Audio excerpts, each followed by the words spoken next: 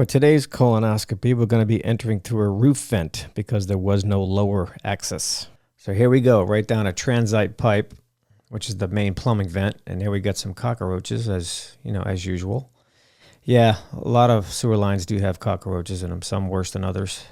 So right now, I'm hitting cast iron, and I'm trying to get into this lateral from this vertical plumbing vent. As you can see, when I push the camera in, you're going to see the end of that pipe right there. The end of that pipe is a cap. And the reason why we're seeing that is because whoever installed this sewer pipe, this vent pipe, they put the wrong sweep where the vertical connects to the lateral, which is the horizontal pipe, which goes under the house. So it makes it really difficult to get your camera to go into the right direction. Okay, so after about my 10th try trying to get the camera in the right direction, I finally get it in there. Success. Here we go.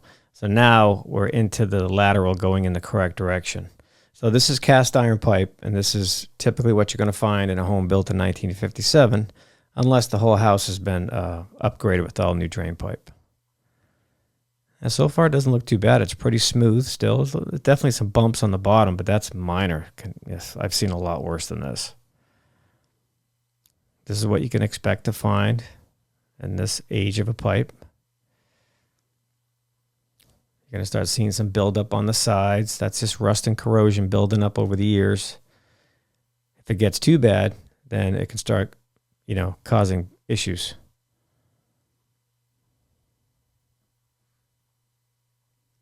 This right here is a connection to another area of the house. It's a Y connection on the left.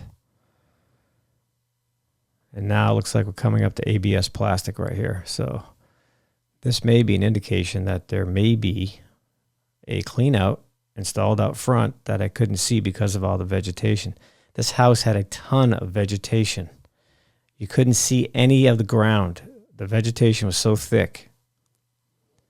Got some minor cracks here in this clay pipe and a little bit of roots coming in, which is pretty typical stuff. But this looks like a big root intrusion coming up right here. Oh, yeah. Aha. Wait a second. This pipe here looks like Orangeburg pipe. Orangeburg pipe is a very old building material that was used around World War II up until the 60s. So, yeah, and look at all the roots in there. That's a lot of roots right there. And luckily, my camera passed it. So I'm impressed with that. So this pipe hasn't completely caved in yet. This Orangeburg pipe is known to just start folding and collapsing. And as you see all these roots coming through here, it's most likely there's a hole in that pipe on top, and that's where those roots are coming in. So Orangeburg pipe is nothing you want to keep. It's something you got to get rid of. See the little bump right there on the screen? So that little bump right there, that's a sign of pipe failure, which means the Orangeburg is starting to push in from the bottom. It pushes in from the sides, from the bottom, from the top. It depends on which one you're in. I've seen it do multiple things. Wow, there's another big root intrusion right there. And the bottom of the pipe's also bulging out right there. So, yeah, this is a mess. This is not something I want to tell the customers. This is like, hey, you know what? You got to replace, quite a bit of this. I'm pretty sure it was about 35, 40 feet of this Orangeburg that I found still in service. Oh, wow, look at this. This is the worst spot yet. Look at the sides of the pipe that caved in. So they're imploding, actually. They're just coming, the outside of the pipe is pushing in, and it's full of roots. So it's a double whammy right there. I could not get my camera past this point, and this point was only at the sidewalk. So from the sidewalk line, right where the grass stops in the front yard, I couldn't go past there to the street. So I can't even tell my customer what's going on between there and the street. And that's another unknown. But like I said, this Orangeburg is not something you want to fix. You want to get rid of it. You want to just yank it out of there, completely remove it, and put a whole new pipe in there.